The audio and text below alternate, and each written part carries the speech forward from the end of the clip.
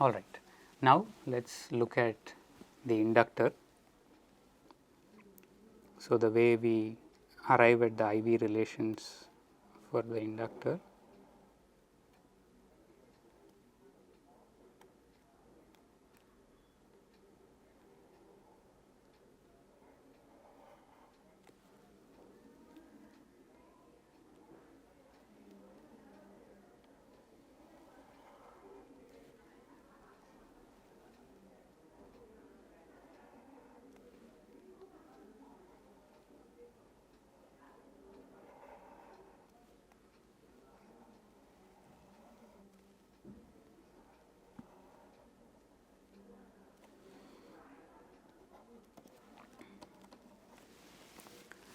Is we consider a perfect conductor, right, not the conductor that we talked about for the resistor. These have no resistances in them, and all I do is coil them in this fashion that is shown to form a helix. And in practice you may be given certain instructions on how inductors look like or how inductors can be formed by either having a magnetic material, a ferrite core that runs through the coil, and sometimes to even keep the fields very concentrated, you might see a toroidal form, right, where this entire coil is wrapped around on a donut like shape, right, to get a toroidal inductor. So, for all those cases, this is sort of the toy model for how the geometry of the wire is and the fields that are generated. And you say that if the coils are fairly tightly wound,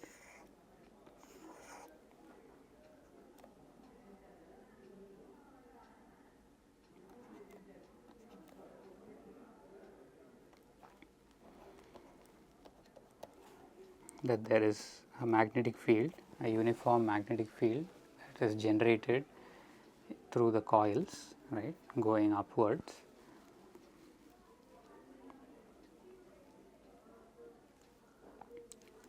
And now it is our duty to somehow use the electromagnetic theory that we have learned so far, right, in high school, to try and bring about a relationship again between the terminal voltages and terminal currents, right, that is VAB and the current I.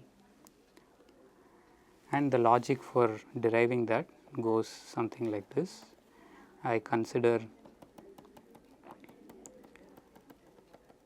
a contour or a path that goes through my coil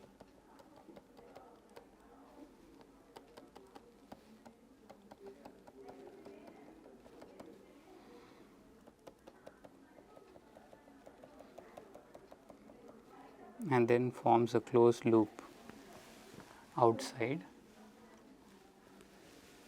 and this contour I am labeling it as the path S, right. So, there were some very basic Maxwell's equations that were taught to you, which will be used here, right.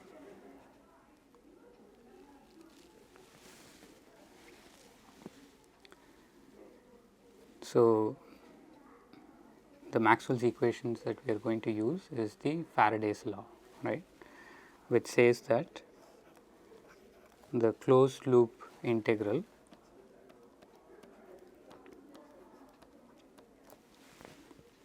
of E dot ds, E being the electric field and ds being a small element in this path S,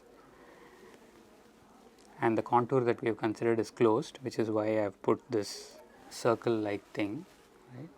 So, that circle in the integral is to indicate that it is a closed path, right, a closed contour, and it is also to show that it is a line integral, right. So, ds being a line element, the closed path integral is considered a line integral, okay, not a surface integral. Those were the two flavors that were taught to you, right. and this can be broken into two independent integrals, one which is going via the coil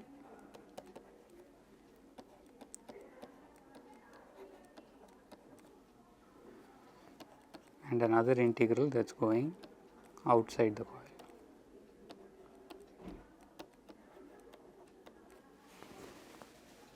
Okay.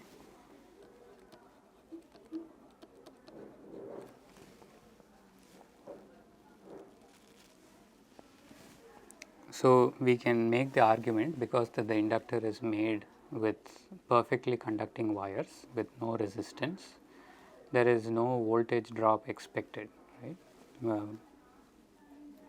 And so, the first integral is essentially 0, there is no fields inside a perfect conductor. So, E dot ds necessarily has to be 0 going from A to B via the coil. Okay. So, the need to do this E dot ds integral is because we identify that the second term is essentially the negative of the voltage across the terminal, right.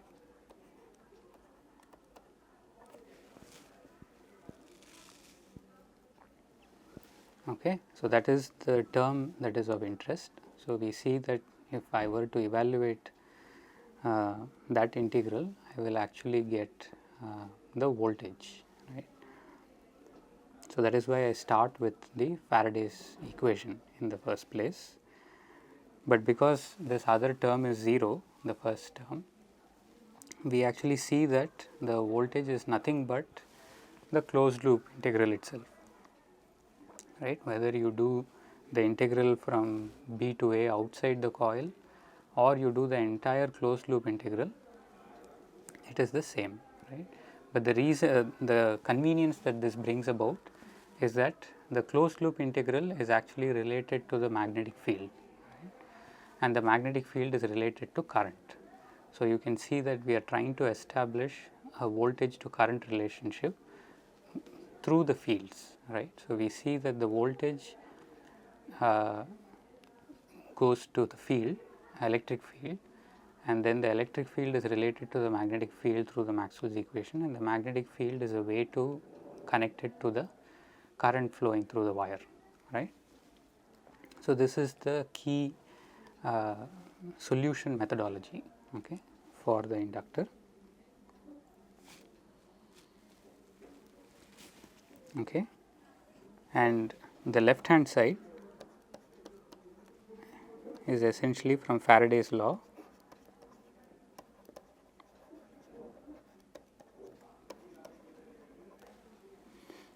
is equal to the negative of time rate of change of the magnetic flux.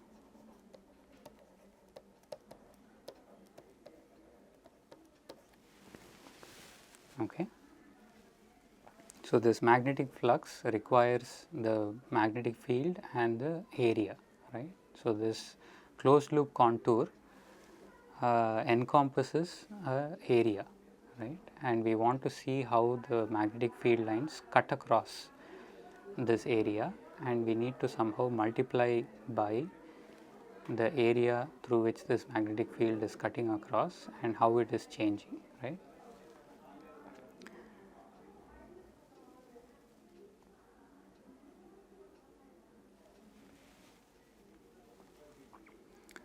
So, the magnetic flux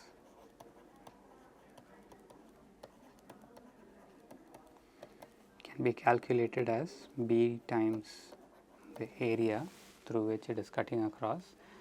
To visualize what this surface might look like, right, that is contained within this closed loop path S, you can think of dunking this inductor in a soap solution, and whatever soap film that you get, right, assuming that A and B are connected with a loop of wire also, that soap film is essentially the surface, right, that we are looking at.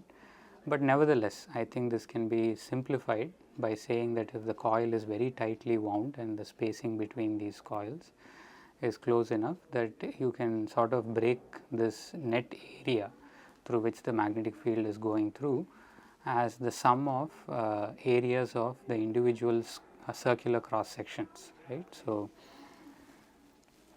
we essentially get that. So, the expression for the magnetic field through the coil, this also we are not going into the derivation here. So, we have n turns in a length L,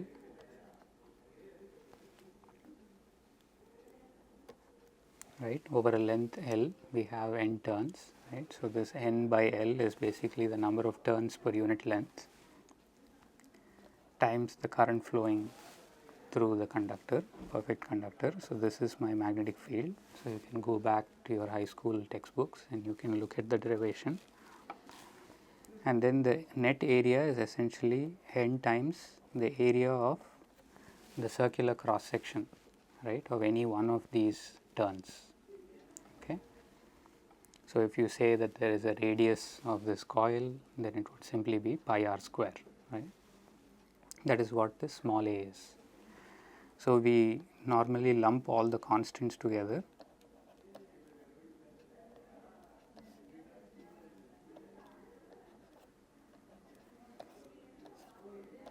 and just bring out the current dependence, right, and we call this constant of proportionality as the self inductance or inductance, right.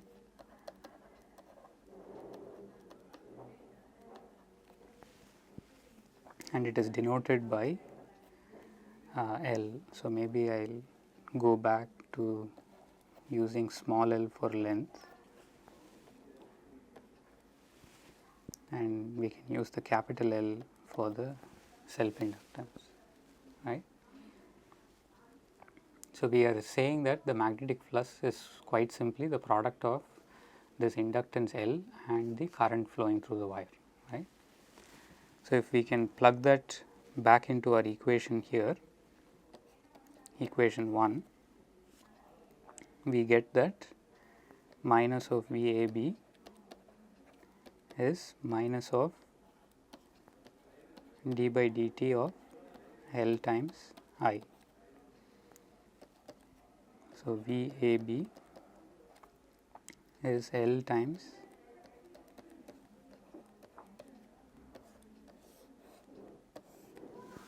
right. So, this is how the derivation for an inductor would have been taught to you, right. So, perhaps at this juncture, instead of just leaving you with what you can probably find in your high school textbooks, I want you to perhaps ponder on something that we may have not done, right, which is early on in the unit we saw that electric fields are capable of generating magnetic fields, right, and magnetic fields in turn can produce electric fields. In this particular scenario, we have only looked at one way, right, which is the time rate of change of the magnetic flux is generating an electric field which induces a voltage drop across the terminals, right. So, unlike your Ohm's law, which linearly relates the voltage and the current, here the voltage is related to the time derivative, the rate of change of current, right. So, that is the first difference from the resistor, but the second one is it seems like we are not closing the loop, right. I am using this term to say that the electric field that we have so derived, right, is also now changing with time. If the magnetic field is expected to change with time, even the electric field is expected to change with time, and this time rate of change of electric field, right, associated with a particular area can also create its own magnetic fields, right. So, somehow the exercise and the derivation that has been done for this toy model of an inductor does not seem to exercise the other half, right, of the relationship between electric fields to magnetic fields. Okay, just seeding that thought in your minds to essentially say that perhaps there may be something missing, right.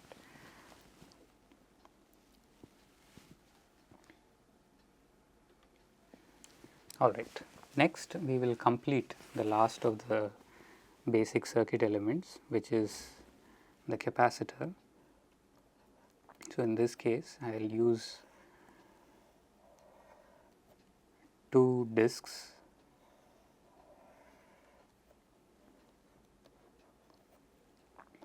of area, identical area A, and they are spaced apart by a distance d, right. And we are asking the question, if there is a terminal current I, how does it relate to the voltage drop across AB, right.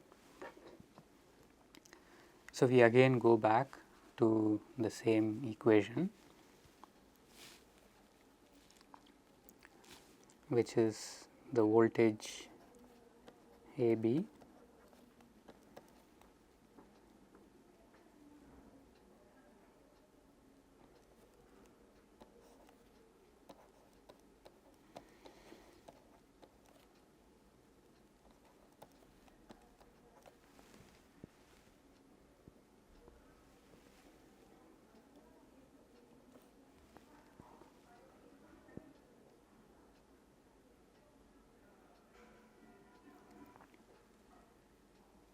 there is no minus sign because we are going from A to B, right, not B to A.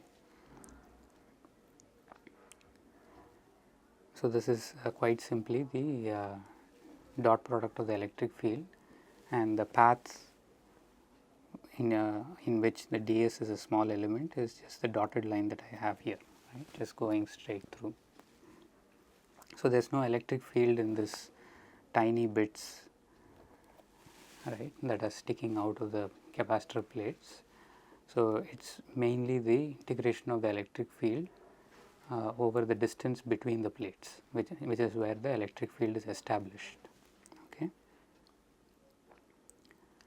So, now what we do is we invoke Gauss's law, right, to get the expression for the electric field, and somehow relate the electric fields to charge q that are held on these plates. So, you can say that there is a charge plus q and minus q on these plates at any instant of time, and then we know that the time rate of change of this q should be equal to the flow of charge coming into these plates or leaving the plates, right.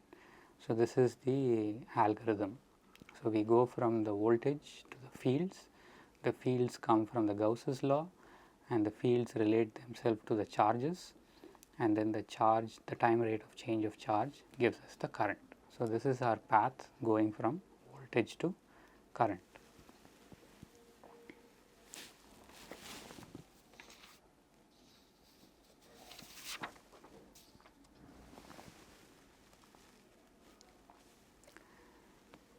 So, just recalling what Gauss's law tells, when I have a plate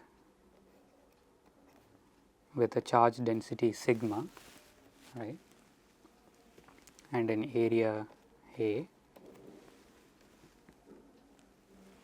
So, in order to get the electric field on both sides of the plate, we expect the fields to emanate perpendicularly on both sides of the plate, right.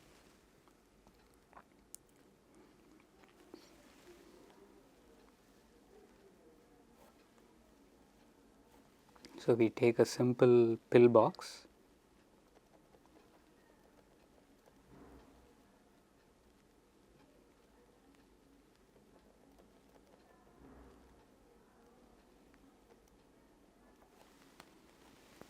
right.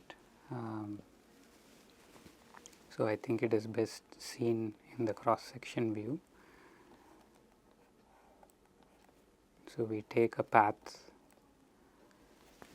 not a path, we take a small pill box, right, sort of like a cylinder around this metal, and this is a surface, right. This pill box is a surface, and we notice that if we take the surface integral now, right.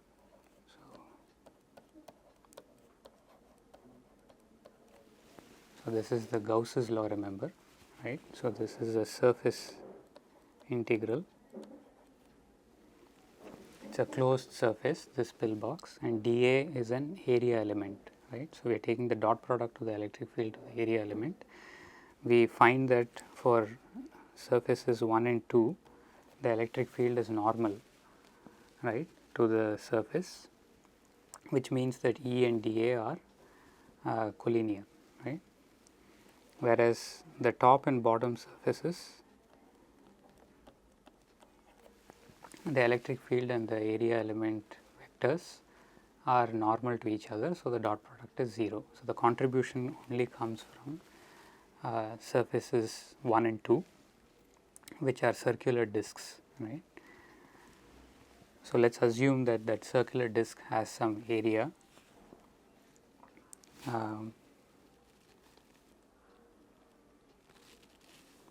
dA, right.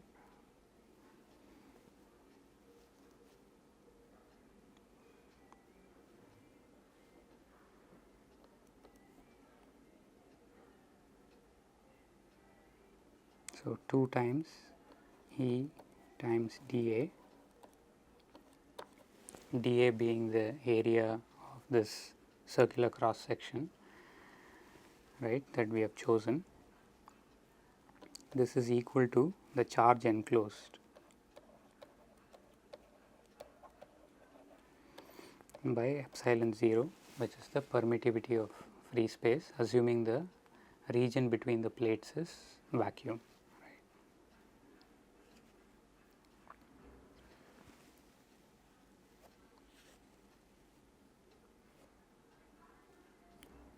So, this Q enclosed is nothing but sigma times dA, right, because sigma is the surface charge density. So, the amount of charge enclosed in an area dA is sigma dA, and the dA's cancel off on both sides, and we get E is simply sigma over 2 epsilon 0, right. So, we have an electric field whose strength is sigma over 2 epsilon 0 emanating from the plate from both sides, right. This is an infinitesimally thin plate with only surface charges, and we expect this electric field strength on either side of the plate. So, when I bring two plates close to each other, what ends up happening is, let us say this is the positive plate and this is the negative plate. I have electric fields due to the positive plate radiating away from the plate. So, in regions 1, 2 and 3, let us look at the directions of the electric fields caused by both the plates. We notice that in region 1 it is to the left, region 2 it is to the right, and region 3 also continues to be to the right due to the positive charged plate. For the negatively charged plate, we actually see that the electric field is pointed towards the plate. So, in region 1 it is to the right, region 2 it is to the right, and region 3 it is to the left. So, we notice that the fields outside the plates cancel each other, right, assuming the charge density is the same on both the plates.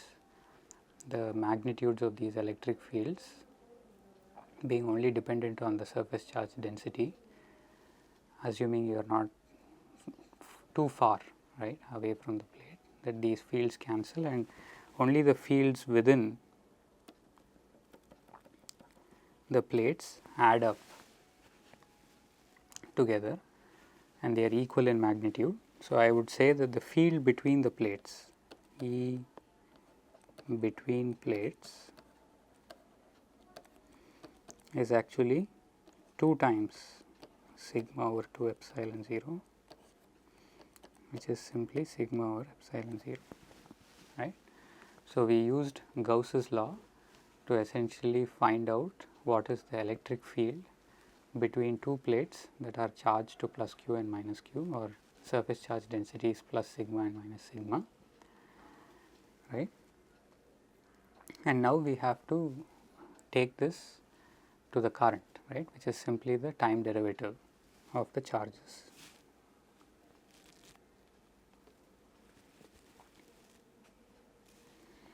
So, now if we know the electric field, we go back to our equation 1 and we say that VAB is quite simply the electric field which is constant from A to B, and we just multiply by the distance between the plates,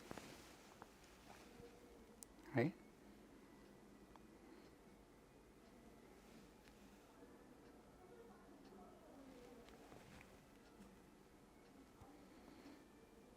And assuming there are no fringe fields and the fields are only between the capacitor plates, we can write this in terms of the net charge q on each plate as q times d over epsilon 0 A. Okay.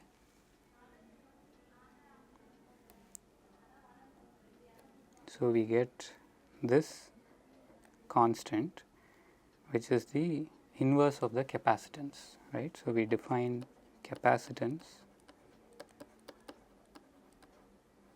C as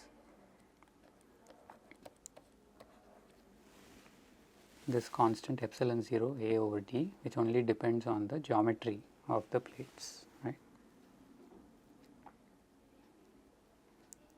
So, now if I say I is dq by dt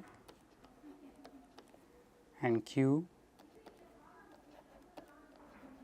is essentially C times V, we get the relation I equals